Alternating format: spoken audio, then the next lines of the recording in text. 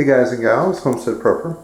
Okay, I just want to throw out there some drain cleaning tips and some experience I've got with the with stopped up drains. Now I just put a new tub in over here, and of course what I always do is fill it up with water, and when it got all filled up, I put a new shower valve in there too.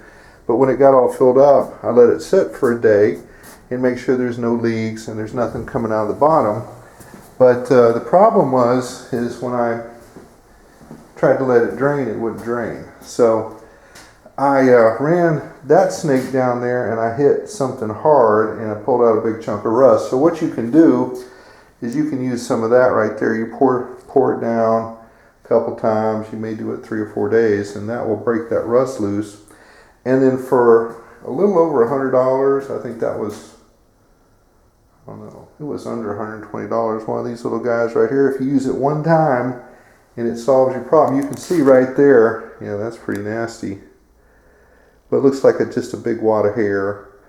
But like I said, there was something hard down there, and I did pull up a chunk of rust. And that's a trick right there that we had happen on another drain in this house. And I ran the snake down there and it just hit a blockage and it did not move. And a plumber friend of mine told me about the little CLR trick. So that might help some of y'all out there. I don't know. But the problem has been resolved. And if you had to call a plumber out here, guys, it'd be a lot more than what that cost and what that little thing right there cost. Well, it's been flowing for, I don't know, about 10 minutes, so I think it would have stopped up by now, or it would have run out of, there by now. It was all backing up, so I think we're good.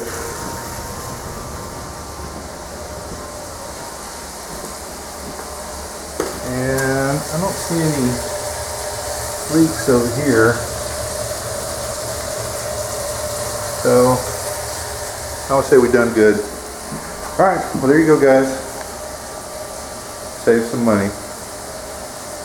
Homestead Prepper out.